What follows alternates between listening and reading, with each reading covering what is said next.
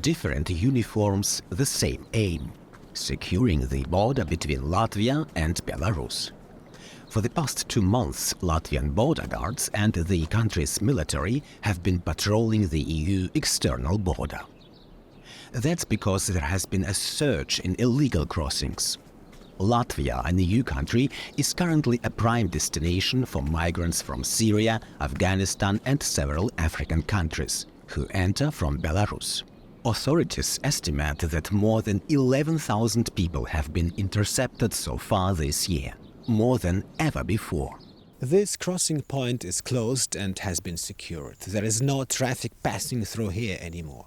But Latvia's border with Belarus is almost 173 kilometers long. 80 kilometers of that are now protected by this fence.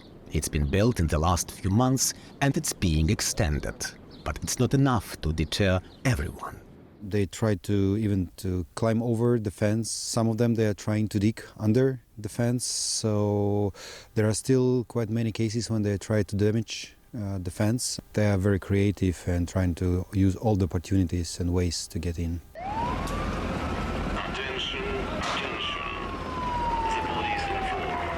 Authorities say it's a coordinated effort. It's not the first time they've seen something like this.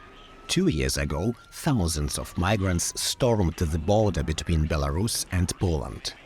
It was allegedly encouraged by Belarusian leader Alexander Lukashenko as a way to exert pressure on the EU in retaliation for sanctions on Belarus. Most of the migrants were headed to Western European countries like Germany, which are still favored destinations. German authorities say that now migrants are being smuggled on a route through Turkey, via Russia, and from there on to Belarus, and then into the EU. Lukashenko is playing the same deceitful game as Putin. We have to watch this carefully, especially with Belarus, which is de facto dependent on Russia. Both are using migration as a weapon to tear our society apart and destabilize Europe. People who manage to cross into Latvia are picked up and driven to Germany by car for $1,600 per person. That's according to Latvian media. Those caught attempting to cross are returned to Belarus, a policy criticized by human rights organizations. On some days in September, as many as 100 people attempted to illegally cross into Latvia. That's unlikely to change soon. We would like to be optimistic, but we still have to be realists. And the situation, currently, there is no any sign about possible improvement. In the meantime, Lithuania and Estonia have sent reinforcements to Latvia to help secure the EU eastern border. This is Daniel and Noam and Jesse. I'm at the high-rise home of Eyal Waldman in Tel Aviv. His 24-year-old daughter was killed on October 7th with her boyfriend Noam Shea. He shared with me their story. Daniel and Noam, they're amazing kids, like really loved having fun, doing stuff, and enjoying life. And then on Friday, they decided to go to this party of freedom, love and peace, the Supernova Festival, with a lot of music, DJs, and so on. So they brought their dog to her mother, said we'll come Saturday morning to pick her up. They went down south, they were in the party, and then those creatures came from Gaza and started slaughtering, raping, cutting parts, taking eyes out, doing awful things to all those people. And Danielle, Noam, and her friends got in a car, got out of the party. They went south, which probably would have been smart because most of the kids turned north and it was more free. But then 3 terrorists from behind showed them we found the car. We've seen trails of 3 Kalashnikov shells from behind shooting at the car.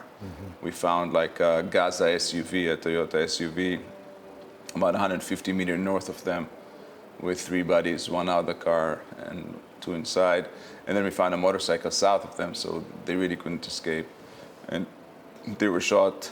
Out of the 5, we think 1 is a hostage, and 4 are dead. How are you processing things, first of all? It's difficult. I think losing a son or a daughter is something no one should experience. And unfortunately, we're experiencing now after the murder of Danielle and her boyfriend Noam. It's definitely a very difficult time for my ex-wife, Danielle's mother, her brother and sister, and for me as well. But you not only lost a daughter, you also lost a potential son-in-law. Yes, they were talking about getting married, and unfortunately that wouldn't happen. You know, my ex-wife, I think 2 or 3 days ago, said that she had a dream of Danielle in a wedding dress. It was really painful because this will never happen. Danielle will never wear a wedding dress. And instead of doing a wedding, we buried them together. We had a funeral. Your opinion, what went wrong from the Israeli side? Oh, we completely messed up. I mean, just amazingly how messed up we were. So our intelligence failed. Our communications failed. So this wasn't just a failure of surveillance, but also on a political level. Obviously, there is responsibility on the government, on the Prime Minister, no doubt. They should definitely resign shamefully and remove their places. So what's next? I hope that after this crisis that we went through, after the murder of Danielle and Noam, that is an amazing sacrifice, an unbelievable pain, we will be able to do something and create peace, but only after destroying Hamas and Islamic Jihad and making sure that the people that have done what they've done are eliminated from this place. What sort of world would you like them to have experienced? You know, a world of peace, a world of freedom. You know, I think Gaza citizens do not deserve what they're going through now. Gaza citizens should be free, should be celebrating, should have amazing hotels on the beach. They have amazing beaches there. I've been there multiple times. They should have amazing agriculture. They should have amazing things. Hamas and Islamic Jihad are responsible for what Gaza is now. In 2005, when we left, there were a lot of agriculture, tourism, other infrastructure. They've destroyed everything and went to war with us. I hope now, after this, they and we will help them rebuild this, to really build an area where we can live together in synergistic relationships, both economic and tourism and whatever, and build great two states for the two people. The town of Moshi, on the slopes of Mount Kilimanjaro, is home to the Chaga tribe. Isaria Meli's grandfather was Mangi Meli, leader of the Chaga when they fought German colonists, but lost. Several years later, the Germans hanged Meli and others, thinking they were going to rebel again. They took several schools back to Germany. What was done to Mangi Meli, to me and my family, we are not satisfied.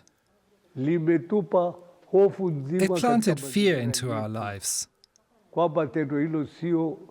This act wasn't normal. It was an act of great violence that was done to us. And that is why we have not lived in peace all these years.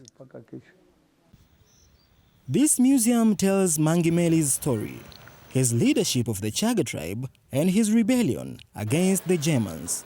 The fact that the Germans not only executed him, but beheaded him and took his school to Berlin means a normal grave will not be an option, even if the school is returned.